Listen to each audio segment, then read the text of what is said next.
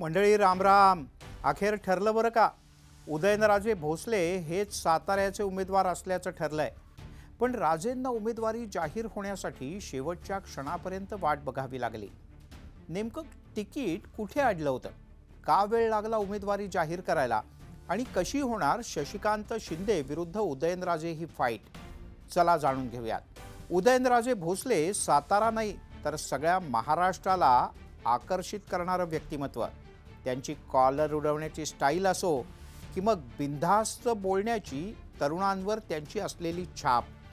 महायुतीत यावेळेला राष्ट्रवादी काँग्रेस सुद्धा असल्यामुळे यावेळेला उदयनराजेंना तिकीट मिळणार का, आणि मिळालं तर राजे घड्याळावर लढणार का, अशा वेगवेगळ्या चर्चा होत्या। अखेर चिन्ह कमळच आणि उमेदवार उदयनराजेच। राजेंच्या पुढे शशिकांत शिंदे यांचं आव्हान आहे। शिंदे कोरेगावमधले आमदार आहेत, माथाडी कामगारांचे नेते अशी त्यांची ओळख आहे, आणि राजेंचा सामना आता याच शशिकांत शिंदे यांच्याशी असेल। छत्रपती शिवाजी महाराजांचे 13वे वंशज म्हणून खासदार उदयनराजे भोसले यांची एक राजघराण्याचे वारसदार अशी ओळख, त्यांच्या भोवती एक वलय, स्पष्ट वक्तेपणा, साधी राहणी, सर्वसामान्य जनतेमध्ये मिसळणं, सहजी त्यांना जवळीक देणं ही राजेंची लकब। पण या सगळ्याबरोबर स्पष्ट वक्तेपणा, आक्रमकपणा हे सुद्धा उदयनराजेंमध्ये आहे बरं का। या सगळ्यात जनतेचा त्यांना उत्स्फूर्त प्रतिसाद मिळतो आणि पाठिंबा सुद्धा। राजघराण्यातले असूनही त्यांनी आपली राजकीय कारकिर्दीची सुरुवात अगदी नगरसेवक पदापासून केली। यानंतर लोकसभेच्या निवडणुकीत त्यांना अपयश आल्यानंतर त्यांनी भारतीय जनता पक्षात प्रवेश केला। दिवंगत गोपीनाथ मुंडे यांच्या ते अतिशय जवळचे मानले जायचे, त्यामुळेच युती सरकारमध्ये त्यांना महसूल राज्यमंत्री पद सुद्धा मिळालं। भाजपशी दुरावा निर्माण झाल्यानंतर अल्पवेळ का होईना पण ते काँग्रेसमध्ये गेले। त्यांनी खासदार शरद पवार यांच्या उपस्थितीत राष्ट्रवादीत प्रवेश केला आणि सलग 3 वेळेला खासदार सुद्धा झाले। पण मोदींच्या लाटेत त्यांनी भारतीय जनता पक्षात प्रवेश केला। यानंतर सातारा लोकसभेच्या पोटनिवडणुकीत त्यांना पराभव पत्करावा लागला।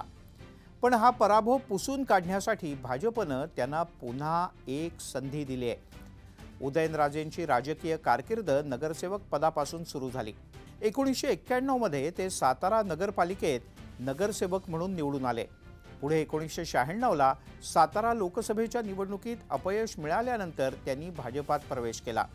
1998च्या सातारा विधानसभा पोटनिवडणुकीत भाजपकडून उदयनराजे निवडून आले।